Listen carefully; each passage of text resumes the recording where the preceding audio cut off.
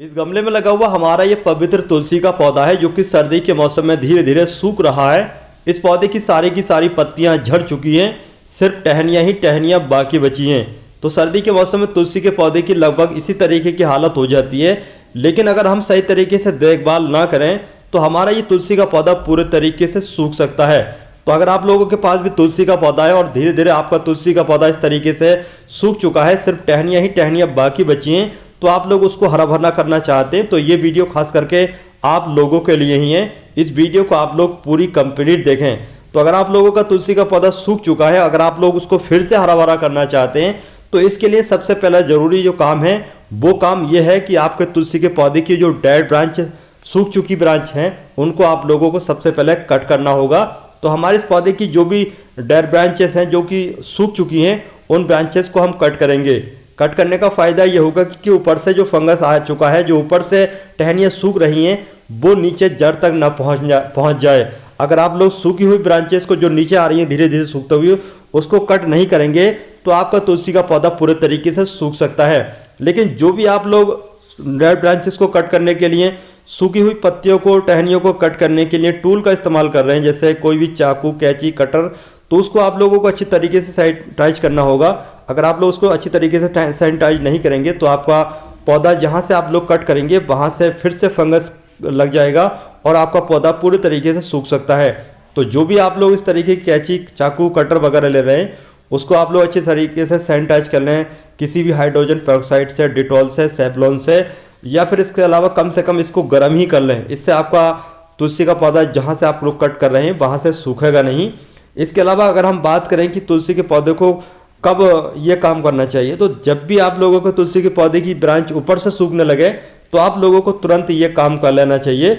लेकिन इस तरीके से ब्रांचेस को कट करने के बाद डायरेक्टली ओस में, कोहरे की मार में तुलसी के पौधे को नहीं रखना चाहिए। इसको आप लोग किसी भी बरामदे के नीचे रख दें या फिर इसको आप लोग किसी भी पॉलीथीन से ढक करके रखें। इससे आपका तुलसी का पौधा पूरे तरीके से सूखने से बच जाएगा। इसके अलावा जब तुलसी के पौधे की इस तरीके से आप लोग ब्रांचेस को कट कर लें तो ध्यान रखें, आपके तुलसी के पौधे को जब आप कट कर रहे हो तो हल्की धूप निकली होना चाहिए। धूप में ही ये काम करें, जैसे ओस की बूंदें, कोहरा हो, उस समय आप लोग ये काम ना करें। इसके अलावा जो भी ये ब्रांच कट कर रहे हैं, उन ब्रांचेस को कट करने के बाद कोई भी फंगीसाइड या कम से कम हल्दी का इस्तेमाल जरूर करें। हल्दी का पेस्ट बना करके अगर आप लोग कटे हुए हिस्से पर लगाते हैं तो कटे हुए वाले हिस्से से नीचे फंगस नहीं जाएगा, वहाँ से लॉक हो जाएगा। इससे आपका पौधा सूखने से बच जाएगा। इसके अलावा बहुत सारे लोग कहते हैं कि तुलसी के पौधे को हरा भरा और घना कैसे करना चाहिए। तो तुलसी के पौधे को हरा भरा और घना कैसे करें, इसके बारे में हमने पूरी अपडेट के साथ एक वीडियो अपलोड कर रखी है। उस वीडियो को देख करके आप लोग तुलसी के पौधे को घना और हरा भरा कर सकते हैं। लेकिन तुलसी के पौधे को स्टार्टिंग से घना कैसे करें, उसके लिए मैं आपको कुछ टिप्स देना चाहता हूँ। जैसे कि आप तुलसी के पौधे को नर्सरी से लाने के बाद गमले में लगाते हैं तो उस समय आप लोग तुलसी के पौधे को पिंच करना स्टार्ट कर दें। पिंच करने के बाद धीरे धीरे आपका पौधा घना होने लगता है।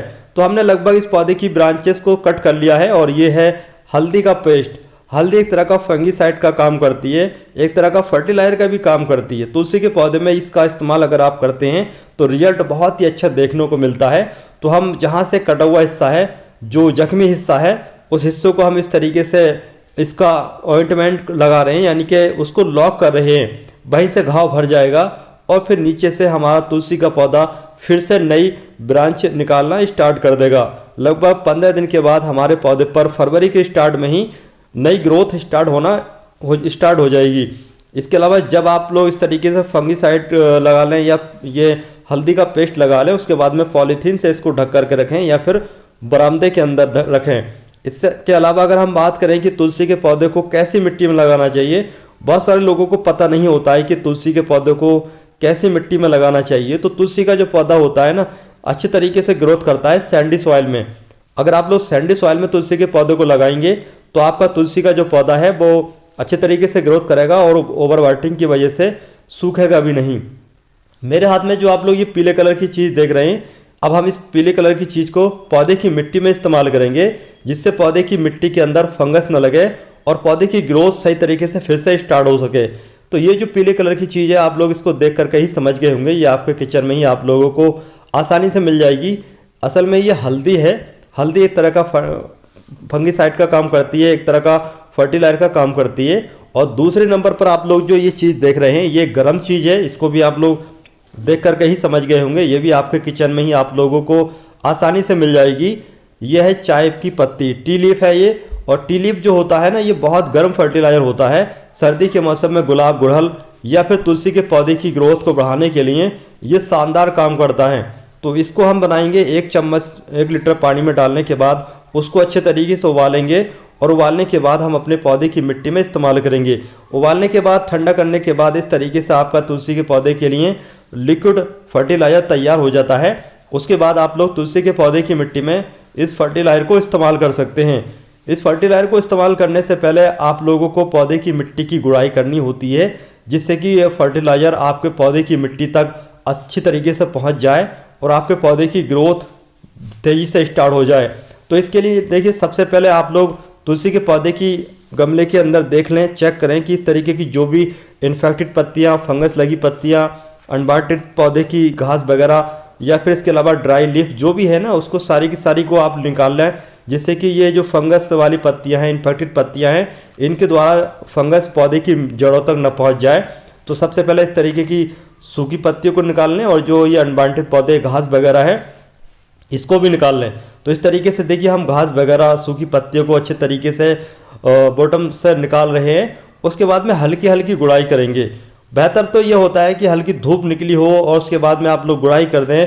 1-2 दिन के बाद मिट्टी सूख जाए, उसके बाद में फर्टिलाइजर इस्तेमाल करें तो रिजल्ट बहुत शानदार मिलता है। लेकिन इस समय धूप नहीं निकल रही है तो आप लोग फर्टिलाइजर अभी इस्तेमाल कर सकते हैं। तो इस तरीके से आप लोग 2-1 इंच के करीब पौधे की मिट्टी की गुड़ाई कर लें। आपको पौधे की जड़ों को कट नहीं करना, ज़्यादा गहराई नहीं तक नहीं पौधे की गुड़ाई करनी है, बल्कि हल्की हल्की ऊपर से ही गुड़ाई करनी है। अगर ज़्यादा जड़ें कट जाएंगी तो भी आपके पौधे को खतरा हो सकता है। इसलिए बेहतर ये कि हल्की हल्की गुड़ाई करें, जैसे हम यहाँ पर इस तरीके से गुड़ाई पौधे की कर रहे हैं। इस तरीके से गुड़ाई कर लीजिए अच्छे तरीके से। और गुड़ाई करने के बाद पौधे की मिट्टी में आप लोग ये दोनों फर्टिलाइजर इस्तेमाल कर सकते हैं। तुलसी का जो पौधा होता है, ये असल में ऐसा पौधा होता है जो कि सन लविंग प्लांट होता है।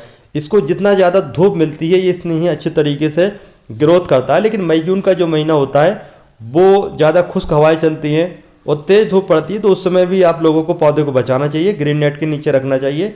पौधे की मिट्टी की गुड़ाई कर दी है। अब हम ये हल्दी पाउडर पौधे की मिट्टी के ऊपर से इस तरीके से छिड़क देंगे। एक गमले में आप 2-3 चम्मच के करीब तुलसी के पौधे में हल्दी को डाल दें और हल्दी इस तरीके से डालने के बाद अच्छे तरीके से हाथों से भी मिक्स कर दें, जिससे कि ये जो हल्दी है अच्छे तरीके से पौधे की जड़ों तक पहुंच जाए और पौधे की जो ग्रोथ है वो नई तरीके से स्टार्ट हो सके। तो देखिए, इस तरीके से हमने हल्दी जो है पौधे की ऊपर से डालने के बाद में हाथों से मिक्स कर दी है। और मिक्स करने के बाद जो हमने फर्टिलाइजर तैयार किया है टी लीफ वाला, उसको भी हम इस तरीके से इसके ऊपर से डाल देंगे। तो ये टी लीफ वाला फर्टिलाइजर है जो आपको दिखा चुके हैं हम। तो इस तरीके से हम डाल चुके हैं ये फर्टिलाइजर। और इस फर्टिलाइजर को डालने के बाद आपको 15 दिन के बाद में फिर से रिपीट करना है। फिर से एक बार ये फर्टिलाइजर अपने तुलसी के पौधे की मिट्टी में इस्तेमाल करना है। तो दोस्तों, आज की हमारी इस वीडियो की जानकारी आप लोगों को कैसी लगी कमेंट करके ज़रूर बताएं। वीडियो पसंद आए तो लाइक और शेयर कर दें। और इसके अलावा चैनल पर पहली बार आए हैं तो हमसे जुड़ने के लिए हमारे चैनल को सब्सक्राइब ज़रूर कर लें। तो चलिए चलते हैं, फिर मिलते हैं इसी तरीके के नए नए टॉपिक के साथ, नए नए वीडियो के साथ। तब तक के लिए बाय।